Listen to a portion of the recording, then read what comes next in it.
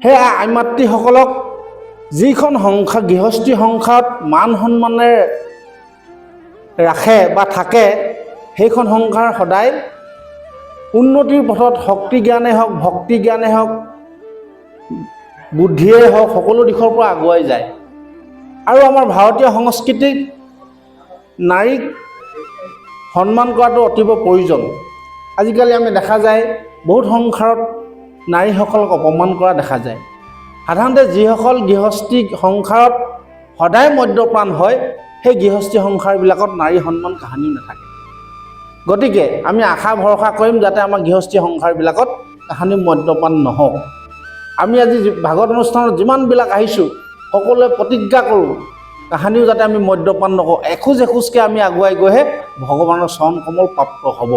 আৰু যে কি নহওক, ঈশ্বৰ কৃষ্ণ ভগৱন্তই প্ৰতিটো মুহূৰ্তত নাৰীৰ সন্মান ৰক্ষা কৰি আহিছে। গতিকে আমাৰো প্ৰয়োজন নাৰীসকলক সন্মান দিয়া আৰু তেখেতসকলৰ সন্মান ৰক্ষা কৰা। ভাৰতীয় পৰম্পৰাত, ভাৰতীয় সংস্কৃতিত এটা পক্ষীয়ে নিজৰ জীৱন বলিদান কৰিছে ভাৰতীয় নাৰীৰ সন্মানৰ কাৰণে। যেতিয়া সীতা মাতাক ৰাক্ষস ৰাৱণে হৰণ কৰি লৈ গৈছিল, তেতিয়া বাটতে আগভেটা দি তেওঁ ৰাৱণৰ লগত যুদ্ধ কৰিছে।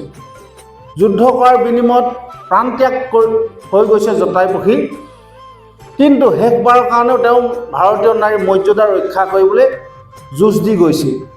আৰু সেই নাৰীক অপমান কৰি হৰণ কৰি লৈ যোৱাৰ কাৰণে কি হ'ল, ৰাৱণ নিজেতো ধ্বংস হ'লেই, লগতে সুবৰ্ণ লংকাও ধ্বংস হৈ গ'ল। সেইবাবে আমি নাৰীসকলক সদায় মান মৰ্যাদা দি তেখেতসকলৰ কাৰ্যত আগুৱাই যাব পৰাকৈ আমি সহায় কৰি যাব লাগে। তেতিয়া আমাৰ গৃহ সংসাৰবিলাকক সদায় ভগৱানৰ কৃপা প্ৰাপ্ত হৈ থাকিব। আৰু ইফালে চাওকচোন, দ্ৰৌপদীক ৰজস্বলা গাত দুষাখনে ৰাজসভালৈ আনি ব্যৱস্থা কৰাৰ যি চেষ্টা কৰিছিলে, তাৰ পৰিণতি হিচাপে গোটেই কুৰুকুল ধ্বংস হ'ল। আনকি স্বৰ্গৰাজ্য জয় কৰিব পৰা ভীষ্ম, দ্ৰোণ, কৰ্ণকে আদি কৰি মহাবীৰ সকলো নিধন হ'বলগীয়া হ'ল। কি কাৰণে? তেখেতলোকে নাৰীক সন্মান নকৰিলে। ইফালে দুষাখন দুৰ্যোধনৰ অভিপ্ৰায় কি? দ্ৰৌপদীক উলংঘ কৰা। এৰা পূৰ্ববীৰে কুৰু ৰাজে দ্ৰৌপদীক সভাৰ মাজে বস্ত্ৰ কাঢ়ি ললন্ত তাহাৰ, তুমি বস্ত্ৰ ৰূপ হৈয়া দ্ৰৌপদীৰ অংগে গয়া, লাজ সমুদ্ৰত কইলা পাৰ।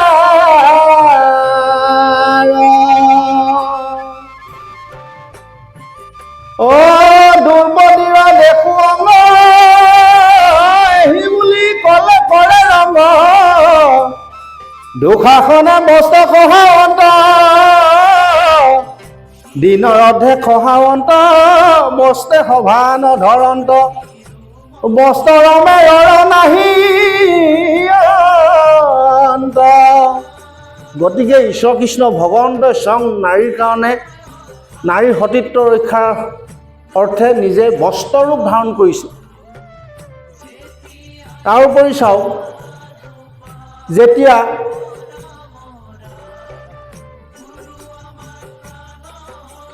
অশ্বত্থামাই ব্ৰহ্মাস্ত্ৰ প্ৰয়োগ কৰিছিলে অপাণ্ডৱা কৰোঁ বুলি, পাণ্ডৱ কুল সমূলঞ্চে নাশ কৰোঁ বুলি যেতিয়া ব্ৰহ্মাস্ত্ৰ প্ৰয়োগ কৰিছিলে, সেই সৰ্পাত গৈ উত্তৰা গৰ্ভত প্ৰৱেশ কৰিছিলে।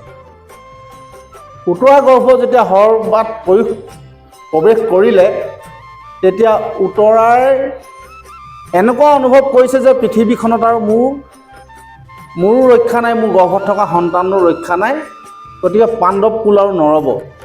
সেই মুহূৰ্ততে তেওঁ কি কৰিলে, তেওঁ একান্ত ঈশ্বৰ কৃষ্ণ ভগৱন্তক চিন্তা কৰিলে। তুমি ব্যতিৰেকে মোৰ কৰ্তা নাহি আন, চৰণে পখিলো প্ৰভু ৰাখা নাৰায়ণ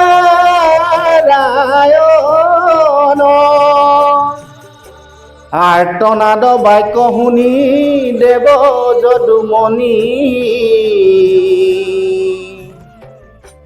শীঘ্ৰে আখিলন্ত হাতে গদা ধৰি। অৰ্থাৎ এগৰাকী নাৰীয়ে যেতিয়া কাতৰ আহ্বানে ঈশ্বৰ কৃষ্ণ ভগৱন্তক চিন্তা কৰি আৰাধনা কৰে, তেওঁ সাক্ষাতে আহি উপস্থিত হয়। কাৰণ ইয়াৰো এটা কাহিনী আছে, কাহিনীবোৰ বৰ দীঘলীয়া নকৰোঁ, সময়ৰ অভাৱ। ৰাধাক কথা দি থৈছিলে ঈশ্বৰ কৃষ্ণ ভগৱন্তই। ৰাধাই যেতিয়া কৈছিলে, যেতিয়া বৃন্দাবনৰ পৰা মথুৰালৈ গমন কৰিছিলে, যে তুমি যাবৰ সময়ত নেকান্দিবা, মই যেতিয়া বৃন্দাবন এৰি মথুৰালৈ যাম তুমি কেতিয়াও নেকান্দিবা। তেতিয়া ৰাধাক কৈছিলে, ৰাধাই তেতিয়া কৃষ্ণক কৈছিলে যে তুমি কৃষ্ণক নোপোৱাৰ নাৰীৰ স্বামীক, অৰ্থাৎ কৃষ্ণক স্বামী যেতিয়া তেওঁ হৃদয়ংগম কৰি স্বামী বুলি ভজিছিলে, স্বামীৰ বিৰহৰ বেদনাত কিমান যান্ত্ৰণা হয় হৃদয়ত, তুমি সেইটো অনুভৱ কেনেধৰণে কৰিবা, সেইটো মই তোমাক বুজাব নোৱাৰোঁ।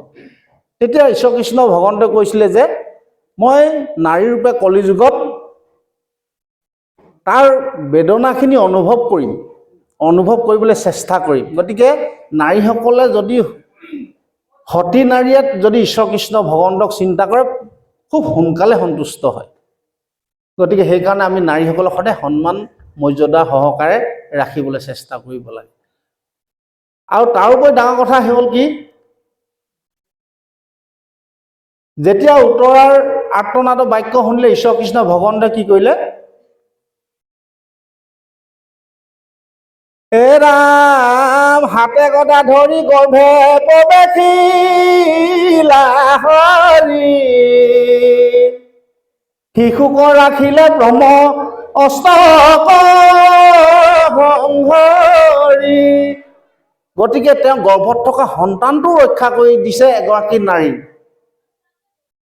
সেইকাৰণে সেই নাৰীগৰাকীৰ বহুত দায়িত্ব আছে। এখন ঘৰৰ ভৱিষ্যত নিৰূপণ কৰিছে নাৰীগৰাকীৰ ওপৰত। নাৰীগৰাকীয়ে গৰ্ভধাৰণ কৰা প্ৰতিটো সন্তানক ভাবিব লাগিব যে মই যিটো সন্তান জন্ম দিম ভৱিষ্যতে আৰু বেলেগৰ গৰ্ভত মই সেই সন্তানটো কেতিয়াও যাবলৈ নিদিওঁ। তেনেকুৱা ধৰণে খাদ্য গ্ৰহণ কৰিব লাগিব, তেনেকুৱা ধৰণে আচাৰ ব্যৱহাৰ কৰিব লাগিব, তেনেকুৱা ধৰণে মাত কথা মাতিব লাগিব।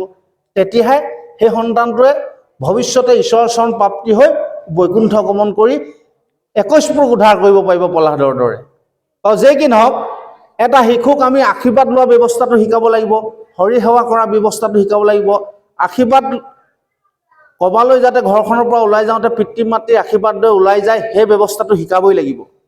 আৰু সেইটো সন্তান যেতিয়া আশীৰ্বাদ লৈ ঘৰৰ পৰা ওলাই যাব, সেই সন্তানটোক ঈশ্বৰ কৃষ্ণ ভগৱন্তই প্ৰতি মুহূৰ্ততে ৰক্ষা কৰি থাকিব। আৰু নামঘৰ দেখিলে, ভগৱন্তৰ ঠাই দেখিলে, ধৰ্মানুষ্ঠান দেখিলে যাতে ভগৱন্তৰ নাম উচ্চাৰণ কৰিহে পাৰ হয়, সেই শিক্ষাটো দিব লাগিব। আৰু সদায় শুওঁতে যাতে ভগৱানক স্মৰণ কৰি শুৱে, প্ৰথম অৱস্থাটো শুওঁতে আৰম্ভ কৰিবলৈ শিকাব লাগিব যে ভগৱান তুমি মোক ভাল পথলৈ নিবা, ভাল কথা কোৱাবা, তুমি মোক সপোনৰ মাধ্যমে দেখা দিবা। তেনেকৈ কওঁতে কওঁতে যিদিনা সমস্তখিনি শুদ্ধ হ'ব, ভাৱ ভক্তি আচাৰ ব্যৱহাৰ বস্ত্ৰ গোটেই কথাখিনি যেতিয়া শুদ্ধ হ'ব, সেইদিনা সপোনৰ মাধ্যমে দৰ্শন দিবই। তাৰ কাৰণে কিন্তু চেষ্টা লাগিব, একেদিনাই কিন্তু নহ'ব। গতিকে মই আশা ভৰসা কৰিম নাৰীসকলে সেই দায়িত্বখিনি নিশ্চয় পালন কৰিব। ভৱিষ্যত বংশধৰসকল ঈশ্বৰপৰায়ণ হওক, বৈষ্ণৱপৰায়ণ হওক, তেতিয়া আমাৰ সমাজৰ পৰা অপায় অমংগল আখৰীয়াখিনি নাশ হৈ নিশ্চয় এখন সুস্থ সবল সমাজ গঢ়ি উঠিব। তেতিয়া আমি নৱপ্ৰজন্মক যেতিয়া এখন সুস্থ সমাজত অৰ্পণ কৰিব পাৰিম, তেতিয়া আমাৰ মৃত্যুটো শান্তিপূৰ্ণ হ'ব। যদি আমাৰ ভৱিষ্যত বংশধৰসকলক এখন সুস্থ সবল সমাজত অৰ্পণ কৰি থৈ আমি মৃত্যুবৰণ কৰিব নোৱাৰোঁ, তেতিয়া আমাৰ মৃত্যুটো কিন্তু জয় নহ'ব।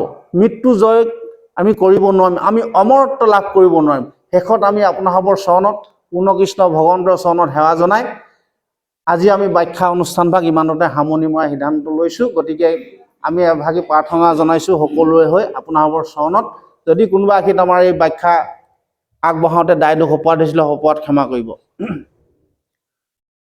নমো নমো কৃষ্ণ। দেৱ নিৰঞ্জন কৰিও কৃপায় আমাক অনাথ প্ৰাণীক তোমাৰ একান্ত ভকতৰ সংগ দিও বিষয়ৰ বিষয় মাথে বুজালে নামিলো মায়াৰ জলে নেপাও পাৰ কুল ভৈলো আকুল উপঙো মায়াৰ জলে এবে অজ্ঞানিক গুৰু কৃপাময় কৰা যথোচিত কাম পখিলো শৰণে তোমাৰ চৰণে পুৰায়ো কমন কাম পুৰায়ো কমন কাম কৃষ্ণ